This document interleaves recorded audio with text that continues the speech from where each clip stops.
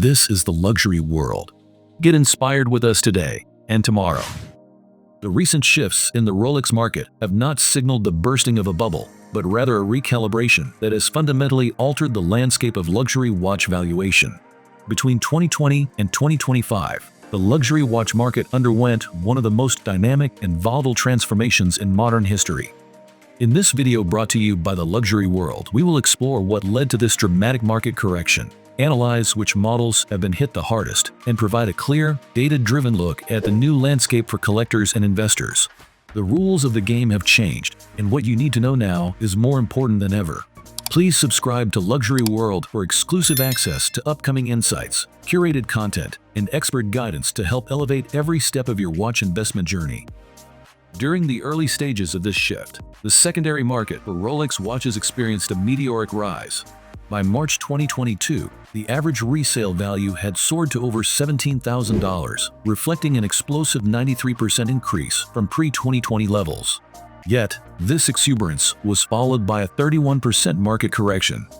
Despite this dip, prices have not returned to pre-pandemic levels. Instead, the current average stands at approximately $13,426, illustrating that even after a correction, demand and value remain significantly elevated. The roots of this phenomenon can be traced back to several overlapping factors. Foremost among them is the brand's long-standing policy of controlled scarcity. For decades, Rolex has carefully limited the production of its most sought-after models, including the Submariner, Daytona, and GMT Master II. This intentional supply restriction has created long waiting lists and an atmosphere of exclusivity that has consistently driven up desirability. The global pandemic provided the perfect acceleration. As economies shut down, discretionary spending shifted from experiences to tangible goods. With travel, entertainment, and dining restricted, consumer capital was redirected into luxury purchases. Simultaneously, the near-zero interest rate environment discouraged traditional savings, sparking a widespread surge in asset speculation. Luxury watches, especially Rolex, became a favored destination for capital seeking both prestige and appreciation. Contributing to this spike was the cryptocurrency boom. As digital currencies such as Bitcoin reached new highs, a new class of digitally native, affluent investors emerged. These individuals, newly enriched, channeled their wealth into collectible assets, with Rolex watches among the top beneficiaries. A direct correlation was observed. As Bitcoin peaked in late 2021, the secondary Rolex market followed with a 32% surge. Social media further amplified the frenzy. Influencers, collectors, and investors propagated the narrative that Rolex values only move in one direction, upward. This perception attracted flippers and speculators who treated these timepieces as short-term commodities rather than heirlooms or heritage pieces. The forces behind the correction. However, just as unique macroeconomic conditions inflated the market, their reversal catalyzed its recalibration. In March 2022, the U.S. Federal Reserve initiated a series of aggressive interest rate hikes to combat inflation. This policy shift significantly increased borrowing costs and drained liquidity from the economy. Investors began favoring traditional, risk-free assets such as government bonds over speculative alternatives, including luxury watches. At the same time, the cryptocurrency market has improved. As digital assets plunged in value, demand from crypto-affluent buyers evaporated. Many of these individuals, having acquired Rolex watches at peak prices, found themselves forced to liquidate these assets to cover losses elsewhere. A flood of identical, unworn models, especially stainless steel Daytonas, entered the market, creating a glut that triggered price competition among sellers and a subsequent race to the bottom. This rapid correction particularly impacted watches perceived as speculative or commoditized. When multiple listings of the same reference, many of them virtually indistinguishable, competed for attention, price became the only differentiator. Consequently, models like the Daytona experienced sharp declines, while others retained more of their value. Diverging paths, resilient icons versus speculative casualties. The correction revealed a clear bifurcation in the Rolex catalog. Models that were overhyped and mass-flipped saw steep declines, while references with historical significance, functional design, and genuine scarcity proved more resilient. The stainless steel Daytona, particularly reference 126500LN, exemplified the speculative peak. At its height, this model commanded nearly $54,000 on the secondary market, a figure that reflected hype more than horological value. Following the correction, it lost approximately 51% of its value, settling at around $38,000.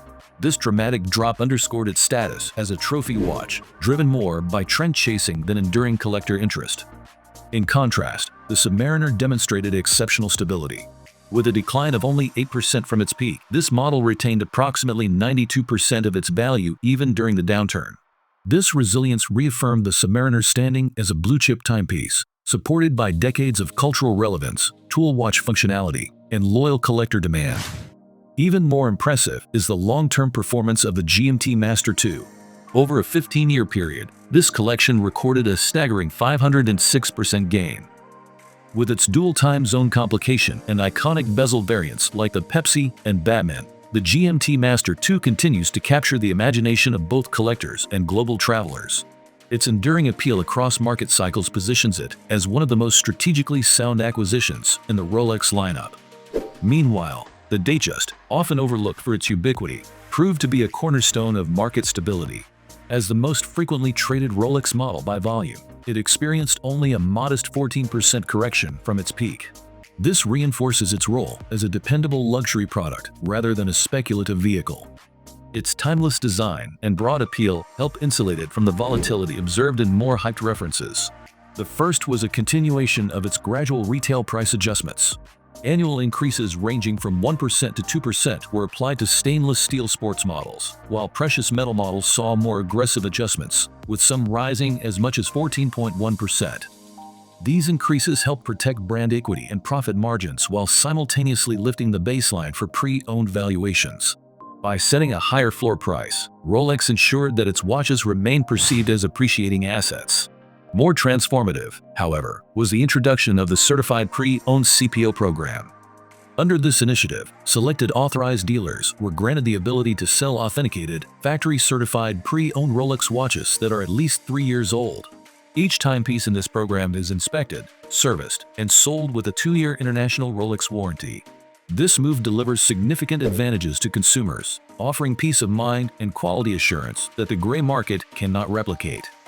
However, this confidence comes at a premium. CPO models typically carry a 25% or higher markup compared to equivalent watches sold through unauthorized resellers. From a strategic standpoint, this program enables Rolex to exert greater influence over the pre-owned marketplace, a segment previously dominated by independent dealers. It also allows the brand to reinforce the perception of Rolex timepieces as enduring and legitimate long-term investments. This creates a two-tier market, the first consisting of commoditized, mass-traded references with limited long-term upside, and the second made up of rare, discontinued, or historically significant pieces that continue to attract discerning collectors. As the market matures, these references stand out not just as timekeeping instruments, but as enduring symbols of stability, craftsmanship, and value preservation. Luxury watches are no longer just statements of status, they are reflections of strategic capital deployment. In this evolving landscape, the watches that tell the best stories, not just time, will define the next generation of value. What are your impressions on the Rolex topic we shared in this video? We would love to hear your perspective. Feel free to share your thoughts in the comments and give the video a thumbs up if you found it insightful. Do not forget to follow Luxury World for more curated content on fine timepieces and market insights. Thank you for watching, and we look forward to welcoming you again in our next video.